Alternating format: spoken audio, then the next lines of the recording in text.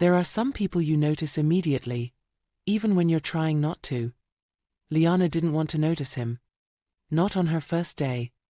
Not when she was still trying to breathe properly inside her own skin.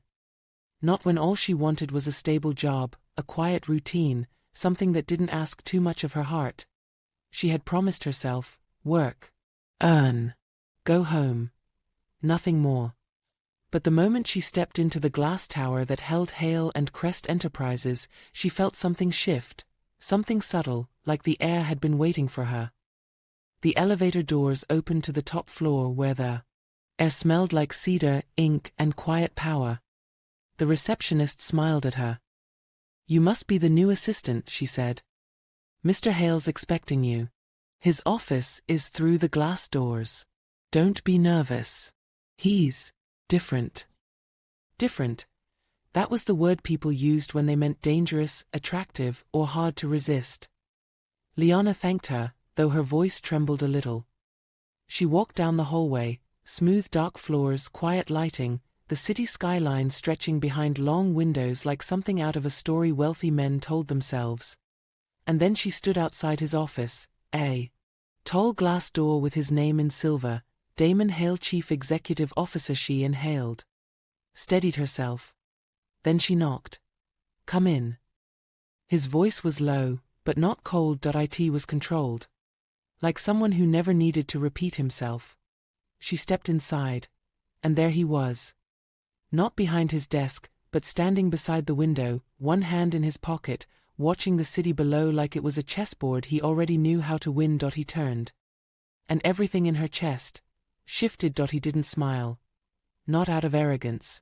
But because he wasn't a man who smiled easily. His eyes held hers for just a moment too long. "You must be Liana," he said. She nodded. "Yes. It's nice to meet you." His gaze flicked, not over her body, but into her, as though trying to understand the shape of her silence. "Don't be afraid to look at me," he said quietly. And she realized she had looked away. Embarrassed, she met his eyes again, slower this time. He walked toward her. Not fast. Not intimidating. Just steadily. And she felt every step. When he stood close enough to reach her hand if he wanted to, he extended his. "You'll be working closely with me. If I ask for something, I assume you'll ask questions only when necessary. Understood?" His tone wasn't harsh. It was measured. "Understood," she replied, though her voice was barely a whisper. Their hands touched. It should have been a handshake. Professional. Simple. Over in a second. But it wasn't. Because neither of them released the other quickly enough. His hand was warm, steady, large enough to make hers feel smaller than she remembered it being. Her breath caught. Just slightly. His eyes lowered. He noticed. Still, he let go first. "Good," he said, turning back toward his desk. "You'll settle in quickly." He didn't raise his voice. He didn't flirt. He didn't move closer again. But the room felt smaller now. Hours later. Liana worked quietly, sorting documents, typing reports, memorizing patterns in Damon's schedule. She didn't look at him. But she felt him. His presence was the kind that filled a room without sound. He walked past her once, to place a file on her desk. His sleeve brushed her arm. Not intentionally. But the contact was warm enough to stay on her skin. She didn't breathe for a moment. And he didn't apologize. He simply said, softly, "If anything is unclear, ask me. I'd rather guide you than correct you." His voice was calm. But his nearness was not. When she looked up at him, their eyes locked again. And there it was, the shift. Not spoken. Not acted on. But real. A quiet awareness. An understanding. A door opening between them, slowly, almost silently, but undeniably. They both looked away at the same time. But neither of them forgot the moment. Not for the rest of the day. Not for the night that followed. Not even when they tried. Some connections don't ask permission. They just begin. You can ignore a person's presence, but you can't ignore awareness. and awareness is what settled between them. Not loud, not obvious, but constant, like a quiet pulse beneath the skin. Damon never stared. He didn't need to. He simply noticed. The way Liana tucked a loose strand of hair behind her ear when she was focused. The way her breath slowed when she read something carefully. The way her fingers moved, delicate, precise, thoughtful. And Liana noticed him too. Not because she was trying to, but because her body reacted before her thoughts did. She always knew when he entered a room. His footsteps were measured, quiet, but she felt them all the same. A shift in the air, a warmth in her spine. The office space began to feel smaller, not suffocating, just intimate. As though the world outside those glass windows no longer mattered. One night, the building emptied earlier than usual. Rain whispered against the windows, soft, steady, creating a hush around the world. The lights were dimmed, leaving only the glow of desk lamps and the silver reflection of city lights. Liana stayed to finish sorting documents. Damon stayed because she stayed. Though he didn't say that. The office felt different. When it was quiet, like the silence itself had a heartbeat. At one point she brought him a cup of coffee, the way he liked it, though he had never told her his preference. He raised an eyebrow in quiet surprise. "You pay attention," he murmured. She didn't answer. She didn't need to. She turned, placing the cup on his desk, and he stepped behind her. Not touching. Just close. Close enough that she felt the warmth of him. Close enough that her breath shortened without permission. He spoke, voice low, not whispering, but close enough that it might as well have been, "You've been quiet tonight." His breath brushed her neck. Her fingers tightened slightly on the edge of the desk, small but visible. She forced herself to answer softly, "I didn't want to disturb your work." "You don't disturb me." The words were slow, intentional, measured but unguarded. She turned slightly, just enough to see him. Their faces were close, too close. Her voice trembled. "Damon, we shouldn't." But her body didn't move. She didn't step away. She didn't reclaim space. She just stood there, suspended in that thin electric distance. His gaze held hers, calm, searching, unhurried. "If I crossed a line," he said quietly, "tell me to stop." She swallowed. Her chest rose and fell, slow, unsteady. "Stop." The word came out almost as a breath, barely formed, barely real, but she stayed exactly where she was. She didn't move. Didn't step back. Didn't break the moment. His eyes softened, not victorious, not arrogant, just understanding. "Then say it," he murmured, "and mean it." The air thickened. Her heartbeat was almost audible. Her voice broke. "Can't." It was the closest thing to confession she had ever spoken. He lifted his hand, slowly, as though giving her time to change her mind. His fingers brushed her jaw. Featherlight, tracing the line of her cheek. She closed her eyes before his skin fully met hers. Because the anticipation alone unraveled her. He leaned in, not quite touching her lips, just close enough that she could feel the heat of them. Her breath caught. His eyes lowered to her mouth. And the office phone rang. Sharp. Too loud. A break in the spell. They both froze. Liana exhaled, shaky. Damon drew back, controlled but not unaffected. The moment broke, but it did not end. She stepped away. He watched her go. Not stopping her. Not calling her back, but the silence between them was no longer empty.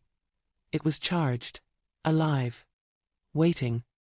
Understood. Slow, deep, sensual, restrained, emotional. No explicit language. I'll stretch the scene, let every breath matter. Rain changes the world. It makes the city softer. Quieter. Almost private.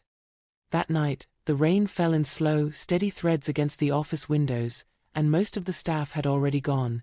The building felt like it was asleep. Liana gathered her things, moving slowly, as though part of her didn't really want to leave. Not yet. She walked toward the elevator. Damon was already there. He didn't say he had been waiting. But waiting was exactly what he had been doing. "You're leaving?" he asked. She nodded. She didn't trust her voice. "It's raining," he said. His tone was calm, but his eyes held something quieter, deeper. "I'll take you." She should have refused. She knew that. But fatigue softens defenses, and desire doesn't need much room to grow. "All right," she whispered. They walked through the lobby without speaking. The world felt unreal, just the sound of rain and two people trying not to feel what they were feeling. He opened the car door for her. Saturday he joined her in the driver's seat. The door closed, and the silence inside the car was thick enough to touch. They drove through the city with only the soft hum of tires and rain for company. Her hands were in her lap. His were steady on the wheel. No one spoke. Because if either of them did, something would break open. The streetlights passed in slow golden stripes across their faces, lighting the shape of tension neither could hide anymore. Liana's breath kept catching softly, the kind of breath people take when their heart is not steady. Damon noticed. But he didn't look at her yet. Not until the car slowed to a stop at a red light. Then he turned. Slowly. Like he needed the moment to be intentional. Like he had waited long enough. "Liana." Just her name, but spoken as though he had been holding it behind his teeth. She turned toward him. And for the first time, neither of them pretended. His hand lifted, not hurried, not demanding, and he touched her chin with just 2 fingers. Light as though she was something he didn't want to startle. She inhaled, sharply, softly, and her eyes fluttered closed before he even moved closer. Not because she surrendered, but because her body recognized him before her thoughts did. His thumb traced the line of her jaw, slow, like he was committing the shape of her to memory. Her lips parted, not to speak, just to breathe. Her voice was a whisper that trembled. "I told you to stop," not strong, not certain, just frightened by how much she wanted him. Damon leaned in, not touching her mouth, just close enough that the warmth of him settled over her skin. His voice was quiet, deep, and devastatingly gentle. "Then tell me again," a breath. "And mean it." The rain outside filled the silence. Her pulse was visible in her throat. Her fingers curled slightly, like her body was answering before she could. She didn't move away. She didn't speak. She didn't stop him. And that was her answer. Damon closed the distance. Their lips met, not fast, not hungry, but slow, so slow it felt like discovery. The kind of kiss that asks instead of takes, that learns instead of claims. Her hand lifted without her realizing, finding his chest, where his heartbeat was steady and deep. He didn't pull her closer at first. He just held her face gently, thumb brushing her cheek, patience wrapped in warmth, as though he wanted her to feel safe as much as wanted. And when she leaned in, just slightly, just enough to show she wanted more, only then did his other hand slide to the back of her neck. Still slow, still careful. The kiss deepened, but never lost its softness. No rush, no force. Just the truth of two people who had been trying not to want each other for too long. When they finally pulled apart, neither spoke at first. Their foreheads rested together, breathing the same breath. The world outside the car blurred in rain. Inside, their hearts had already chosen.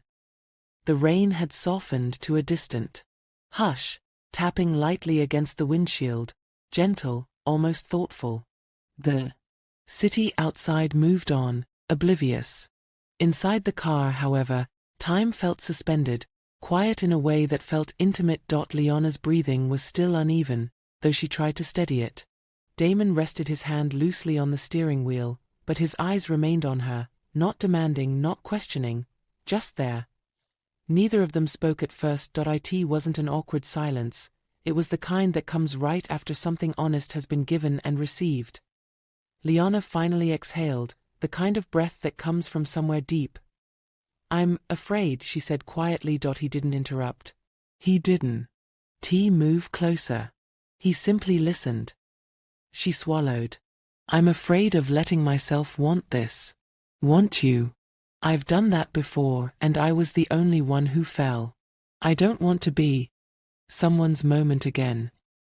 Her voice cracked only once, just once, but Damon heard every fracture inside it.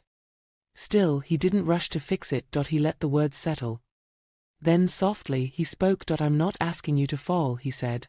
And I'm not offering forever. Forever is something we build, not something we say. His tone was calm, not dramatic, not intense, just real. What I am offering, he continued, is something true. Something that doesn't run. Something that doesn't hide. Something we don't have to pretend about. Liana looked down at her hands, fingers tangled in her lap. And if I get scared? Then we slow down, he answered. We go at your pace, not mine. The simplicity of it, the absence of pressure, was the very thing that made her chest ache. Because it felt believable. Because it felt safe. Her hand moved before she made a decision, almost like her body knew first. She reached across the console and rested her fingers on top of his, lightly. Not gripping. Not claiming. Just choosing. He did not pull her closer. He did not tighten his hold. He simply turned his hand palm up and let her intertwine her fingers with his, slowly, deliberately, as if this was the moment that mattered more than the kiss. Because it was.